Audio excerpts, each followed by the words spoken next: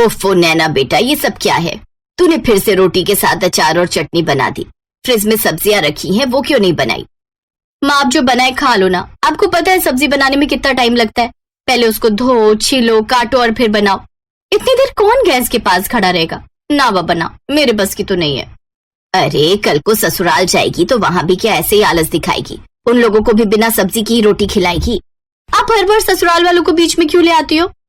और इसीलिए तो आपसे कहती हूँ मेरे लिए कोई बड़ा ससुराल ढूंढना जहाँ नौकर चाकर हो, ताकि मुझे ना ये सब ना करना पड़े।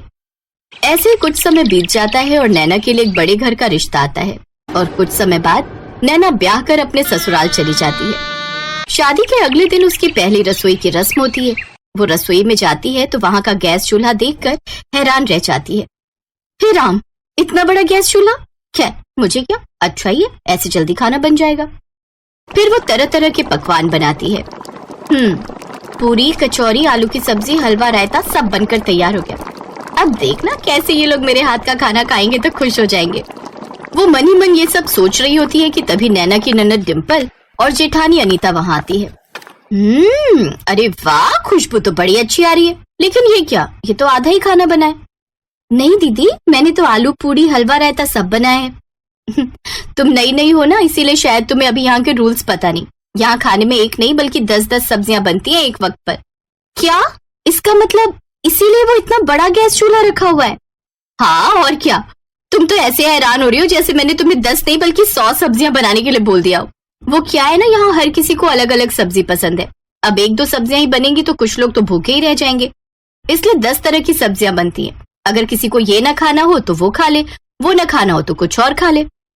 हाँ छोटी भाभी, और आज आप इस घर की परंपरा को आगे बढ़ाओ और फिर हम सबको खाने की टेबल पर बुला लेते हैं। बेचारी नैना के तो ये बात सुनते ही होश उड़ जाते हैं। चल बेटा नैना, हो जा शुरू। अब बन जा तू झांसी की रानी और बना डाल 10 सब्जियां। इतनी सब्जियां तो मेरी शादी में भी नहीं बनी थी जितनी ये लोग मुझसे एक वक्त में ही बनवा लेंगे। कुछ समय बाद वो सबके लिए खाना परोसती है तो उसके हाथों का खाना खाकर सब उसकी खूब तारीफ करते हैं। वाह, क्या कमाल का स्वाद है इन सब्जियों में। सचमुच छोटी बहू, तुम्हारे हाथों में तो जादू है। अब से तुम ही रसोई में 10 तरह की सब्जियां बनाओगी। अब तेरा क्या होगा नैना, बड़ी ऐश मार ली तूने माँ के घर में। अब अच्छे से शामत आई है तेरी। ऐसे कुछ दिन बाद बरसात का मौसम शुरू हो जाता है। बाहर का सुहाना मौसम देखकर नैना सोचती है, अरे वाह, आज तो गर्मा गर्म पकौड़े खाने वाला मौसम हो रहा है। ऐसा करती हूँ, सबको गर्मा गर्म पकौड़े बनाकर खिला देती हूँ। तेल में तले होने के कारण वो भारी होते, जिससे सबका पेट भर जाएगा। और साथ में थोड़ी कचौड़ी भी तल देती हूँ। आज शाम का डिनर यही हो जाएगा और मुझे इतनी सारी सब्जियां बनाने से छुट्टी मिल जाएगी। नैना जल्दी से रसोई में जाती है और पकौड़े बनाकर ले आती है। अरे भाभी, ये क्या बना दिया आपने? हमें नहीं खाना ये सब। हमें तो आलू की सब्जी, पनीर भुर्जी, फ्राई भिंडी ये खाना है। और मेरे लिए कद्दू की सब्जी, खट्टी मीठी वाली, और बैंगन का भरता। और मेरे लिए तुम बीन्स की सब्जी, फ्राई गोभी बना देना। और साथ में अरबी की सब्जी, कमल ककड़ी की सब्जी, और हाँ, करेले भी बना लेना। हे भगवान, इन लोगों में अक्ल नाम की चीज है कि नहीं। बारिश के मौसम में जहाँ सब इस तरह का चटपटा खाना खाने को तरसते हैं, तो वही इन लोगों को अभी भी 10 तरह की सब्जी खानी है। हे भगवान, ये कहाँ आकर फंस गई मैं। बेचारी नैना रसोई में जाकर 10 तरह की सब्जियां बनाने में जुट जाती है। ये लो, ससुराल में मेरी पहली बारिश है, मुझे इसके मजे लेने चाहिए। तो मुझे छोड़कर सारे घर वाले बारिश के मजे ले रहे हैं और मैं यहाँ चूल्हे के पास खड़े होकर जल रही हूँ। गलती भी मेरी है जो पहले ही दिन इन्हें अच्छा खाना बनाकर खिला दिया। पहले पता होता तो लाल मिर्च का सारा डब्बा उड़ेल कर बना देती इनके लिए, फिर कभी नहीं बोलते मुझे सब्जी बनाने के लिए। गुस्से में नैना खाना बना रही थी कि तभी सब्जी का गर्म गर्म छींटा उसकी आंख में लगता है। दीदी, माँ। धीरे धीरे उसकी आंख लाल होने लगती है। फिर रात को जब वो सोती है तो जलन के मारे उसे और तकलीफ होती है, जिस कारण वो ठीक से सो भी नहीं पाती। मेरी आंख। अरे नैना, ये तुम्हारी आंख में लालपन तो बढ़ते जा रहा है। मैं आई ड्रॉप डाल देता हूँ, उससे तुम्हें आराम मिलेगा। रौनक नैना की आंखों में आई ड्रॉप डाल देता है, जिससे वो चैन की नींद सो जाती है। लेकिन धीरे धीरे उसकी आंखों में जलन और दर्द बढ़ता जाता है। फिर ऐसे ही कुछ समय बीत जाता है। एक रोज अलग अलग तरह की 10 सब्जियां बनाकर तुम्हें परेशान हो जाती हूँ। घर में सब्जी भी नहीं है और बाहर बारिश भी तेज हो रही है। एक काम करती हूँ, आज आलू की अलग अलग तरह की 10 सब्जियां बना देती हूँ। वो आलू की अलग अलग तरह की सब्जियां जैसे दम आलू, आलू के गुटके, आलू की रसेदार सब्जी जैसी चीजें बनाकर तैयार कर लेती है, जिसे देख उसके ससुराल वाले नाक सिकोड़ते हुए कहते हैं, ये क्या बना डाला आलू की सब्जी, वो भी 10 तरीके से। मुझे ये नहीं खाना, मेरे लिए कुछ और बना कर ले आओ। लेकिन माँ जी आज घर में सब्जी खत्म हो गई थी, बाहर कल रात से लगातार बारिश हो रही है, इसलिए लेने भी नहीं जा सके। अच्छा ठीक है, लेकिन कल से जो भी हो हमें 10 तरह की सब्जियां ही खाने में चाहिए, वो भी अलग अलग तरह की, समझी? अपनी सास की बात सुनकर नैना को गुस्सा तो बहुत आता है, लेकिन फिर वो चुप रह जाती है। ऐसे ही 2 दिन और बीत जाते हैं। एक रोज, उफ, सुबह से आंख में दर्द हो रहा है, लेकिन इससे मेरे ससुराल वालों को क्या, उन्हें तो बस 10 सब्जियां खाने से मतलब है। हॉस्पिटल भी नहीं जा सकती, नहीं तो इनके लिए 10-10 सब्जियां कौन बनाएगा। मुझे तो लगता है मैं एक दिन 10 सब्जियां बनाते बनाते भगवान के पास पहुंच जाऊंगी। जैसे तैसे वो सब्जियां बनाती है, लेकिन एक आंख से ठीक से ना दिखने के कारण उससे या तो कोई सब्जी जल जाती या किसी में नमक मिर्च तेज हो जाता। लेकिन उसके ससुराल वाले उसका दुख समझने की बजाय सब्जी बनाने के लिए उसी को 10 तरह की बातें सुना देते हैं। लेकिन उसके पति से उसका ये दुख देखा नहीं जाता और वो उसे हॉस्पिटल लेकर जाता है, जहाँ डॉक्टर उसका चेकअप करके कहते हैं, देखिए इनकी आंख में किसी गर्म चीज का छींटा चला गया, जिस वजह से इनका आधा कॉर्निया डैमेज हो गया। हमें जल्दी इनका ऑपरेशन करना होगा, नहीं तो इनको पूरी तरह दिखना बंद हो जाएगा इस आंख से। अगले दिन ऑपरेशन की अपॉइंटमेंट मिलने के बाद वो उसे लेकर घर आ जाता है, जहाँ उसकी जेठानी उससे कहती है, आज तो तुमने जैसे भी बेकार सब्जियां बना दी, लेकिन कल 10 तरह की अच्छी सब्जियां बना लेना, क्योंकि कल घर में मेरे मायके वाले आ रहे हैं। अब बस भी करो आप सब, मेरे घर में जितना मर्जी सब्जियां बनाओ, लेकिन अकेले एक इंसान से नहीं बल्कि पूरे परिवार मिलकर। आपको पता है सब्जी का छींटा जाने से इसकी आधी आंख खराब हो गई है। फिर अगले दिन वो उसे ऑपरेशन के लिए ले जाते हैं, जहाँ उसका सफल इलाज होता है और उसे पूरी तरह दिखना शुरू हो जाता है। 3 दिन बाद वो घर आती है तो उसकी सास उससे, हमें माफ कर दे छोटी बहू, तेरे आने से पहले हमने नौकर रखा हुआ था, लेकिन 10 सब्जियों से परेशान होकर वो भी भाग ही गया। फिर हम सब मिलकर ही सब्जियां बनाने लगे, लेकिन तेरे आने के बाद हमने सब तेरे ऊपर ही छोड़ दिया, जिस कारण तेरी ये हालत। लेकिन अब से तू अकेले काम नहीं करेगी, बल्कि हम सब भी तेरी मदद करेंगे। और हाँ, अब से इस घर में 10 नहीं बल्कि 2 ही तरह की सब्जियां बनेंगी और वो सबको खानी पड़ेंगी। अपनी सास के मुंह से ये बात सुनकर नैना बहुत खुश हुई और अब वो खुशी खुशी अपने ससुराल वालों के साथ रहने लगी।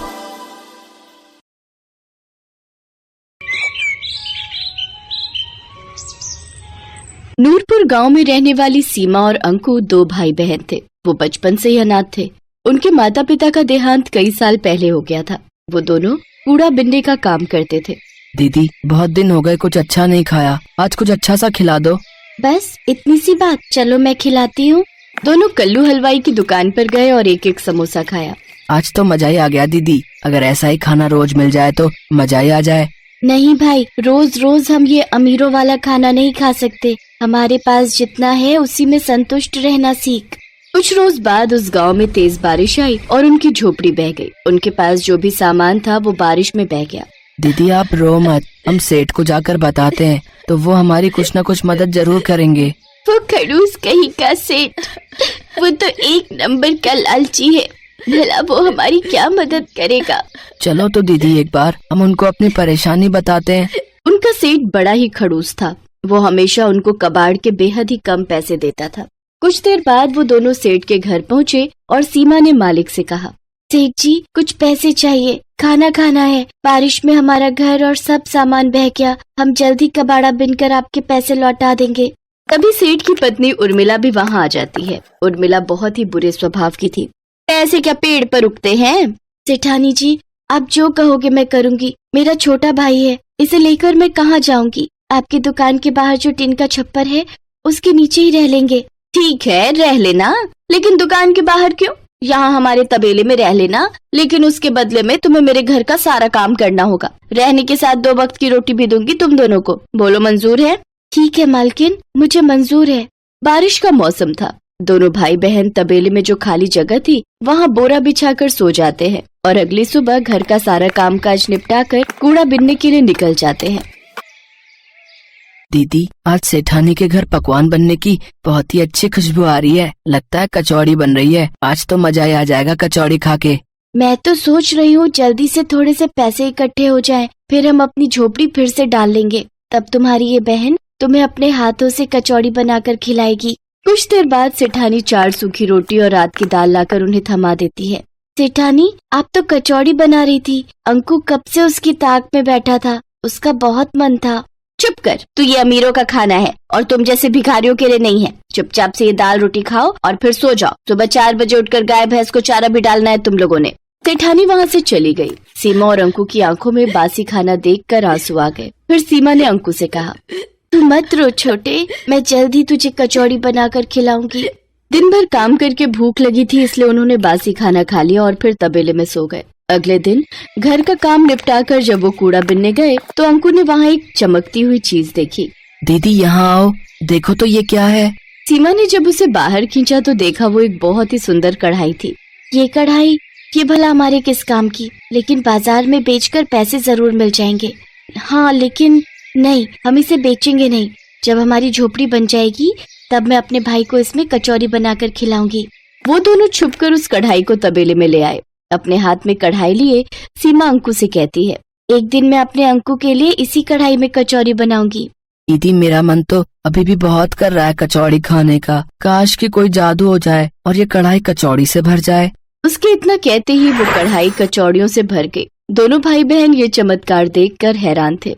इसका मतलब ये कोई जादुई कढ़ाई है, इसीलिए इतना चमक रही है। मैं एक बार और कहती हूँ, काश कि जल्दी से कोई जादू हो जाए और ये कढ़ाई मिठाई से भर जाए। उसी पल वो कढ़ाई मिठाई से भर जाती है।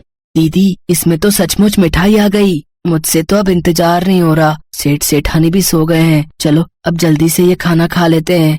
उन दोनों ने सेठानी का दिया हुआ खाना भैंस को डाल दिया और पेट भरकर वो पकवान खाए। फिर उस कढ़ाई को ले जाकर तबेले में घास के नीचे छुपा दिया। जब भी उन दोनों को भूख लगती वो कढ़ाई से अपना मनचाहा खाना मांग लेते। साथ ही सेठानी का दिया हुआ बासी खाना गाय भैंस को डाल देते। अगले दिन उन दोनों की सेहत को देख सेठानी अपने कमरे में सेठ जी से कहती है, इन दोनों को तो मैं बासी खाना देती हूँ, फिर भला इनकी सेहत पर कोई असर क्यों नहीं हो रहा? ये दोनों तो दिन पर दिन फूलते ही जा रहे हैं। सही कहा भाग्यवान। मैं भी देख रहा हूँ कि कुछ दिनों से इनकी सेहत बहुत अच्छी हो गई है। कहीं ऐसा तो नहीं कि कबाड़ बीनते हुए इनके हाथ कोई खजाना लग गया हो। तुम इन पर नजर रखना शुरू कर दो।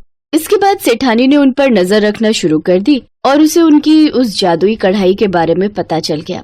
भाई आज जो तेरा मन है इस जादुई कढ़ाई से मांग ले। काश कि कोई जादू हो जाए और ये कढ़ाई मैगी से भर जाए। पल भर में ही वो कढ़ाई ढेर सारी मैगी से भर जाती है। दोनों भाई बहन बड़े मजे से उसे खाते हैं। अच्छा, तो ये वो जादुई कढ़ाई है जो इन गरीबों को अमीरों वाला खाना देती है। इससे तो मुझे चुराना ही होगा।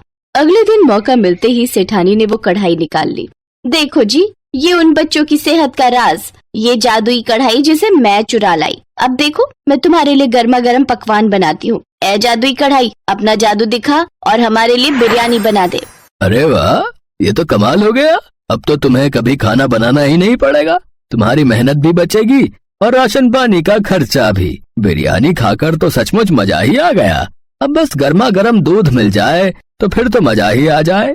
लो अभी लो, ए जादुई कढ़ाई, जल्दी से गर्मा गर्म दूध दे दे। गरम दूध देख सेठानी ने कहा, ए जादुई कढ़ाई, हमारे यहाँ हमेशा ही गरम गरम दूध की नदियाँ बहती रहे।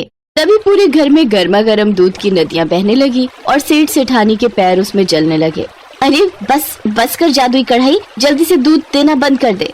दोनों के पैरों में खौलते दूध से छाले पड़ गए, लेकिन कहीं किसी को इस बारे में पता न चल जाए, इस कारण वो चुपचाप वो दर्द सहते रहे। सीमा ने ये सब देख लिया और दरवाजे पर खड़ी सीमा कहने लगी, आज आपके लालच ने सेठानी जी आपको कितनी बुरी तरह जला दिया। काश कि कोई जादू हो जाए और ठंडे पानी से ये घर बच जाए। कढ़ाई से ठंडा पानी निकलने लगा और सेठ सेठानी जलने से बच गए। ए जादुई कढ़ाई, तू जहाँ से भी आई है वहीं वापस चली जा। सेठ सेठानी दोनों ने अपने किए की सीमा से माफी मांगी। वो जादुई कढ़ाई हमेशा हमेशा के लिए गायब हो गई।